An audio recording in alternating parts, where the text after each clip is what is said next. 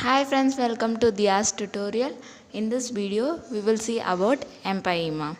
Empyema refers to collection of pus in pleural space. So there is a collection of pus in the pleural space, that is between the pleura and the lungs. Okay. See, this is the pleural space. So there is a collection of pus here. Okay, the pus will be thin or thick. The density of the pus will be either thin or thick. And in the pus, there will be a large amount of neutrophilic leukocytes. It is a type of white blood cell. So this is present in a large amount because it needs to fight the infections. And we can say that there are two types of empyema, loculated and encysted empyema. In loculated empyema, the pus will be present in throughout the pleural space. In encysted, it will be in only a part of a pleural space.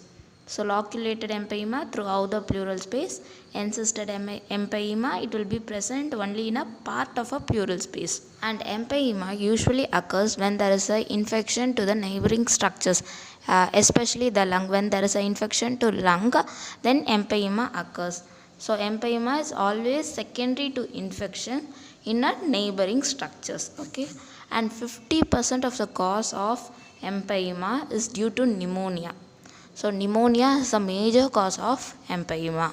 It is also caused due to tuberculosis, bronchitis, and other conditions. So other conditions also leads to empyema. Now we will see what happens when there is a collection of pus in the pleural space. So both the pleural layer, that is the visceral layer, and the parietal layer of the pleura will be immersed in this thick shaggy pus. Okay, so both the layers will be immersed in the pus, and if this condition is not treated, then it causes rupture of the pus into the bronchus. The pus will rupture into the bronchus. So when the pus is ruptured into the bronchus, it causes the following condition. That is, first it causes the bronchopleural fistula. Fistula means abnormal connection between two structures. So here, due to the rupture, there is a connection between the bronchus and the pleura. So it causes the bronchopleural fistula.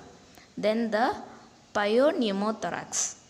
Actually, pneumothorax means presence of air or gas in the pleural space. So here what happens is the air will escape out. Next is the empyema necessitans, which means that it is an important complication. Okay, here what happens is it will track through the chest wall.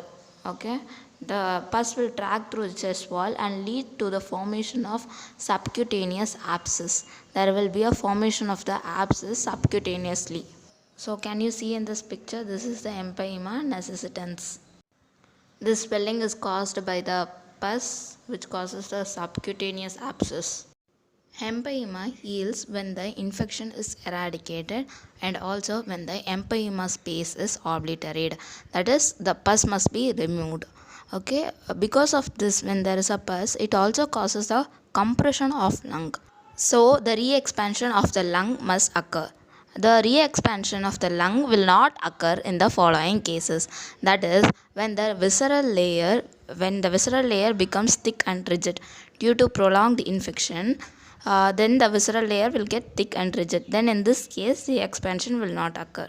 Then when the pleural layer are kept apart by air, that is, in bronchopleural fistula, the air enters through the bronchus into the pleura. So there is air which separates the pleural layers.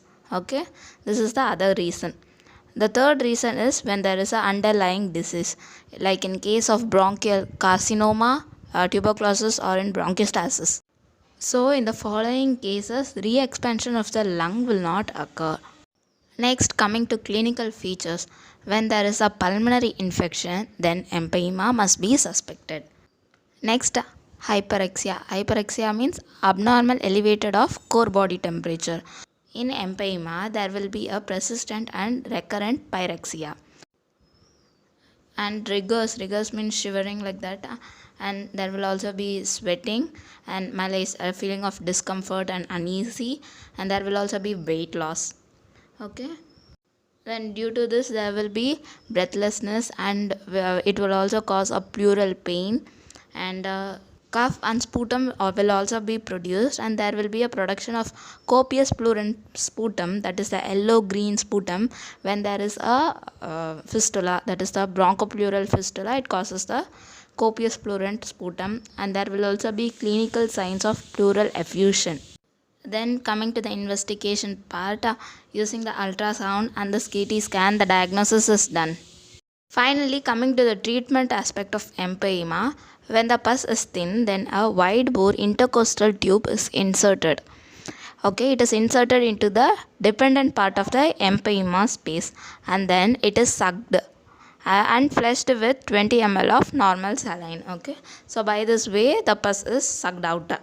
Then antibiotics is given in case of infections for 2 to 4 weeks. When the infection is not known, then intravenous co-amoxiclave or cefuroxime with metronidazole is given. Okay, then when the pus is thick, when the pus is so thick, then we have to go for surgical interventions.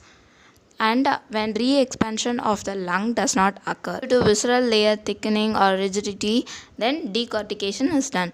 So these are all the treatment aspect of empyema. So that's it guys, this is about empyema. I hope you all have understood it, and if you like the video, don't forget to hit the like button and do subscribe to Diya's tutorial. And if you have any doubts or if you need any topics to be discussed, you can comment below. So thank you guys for watching the video.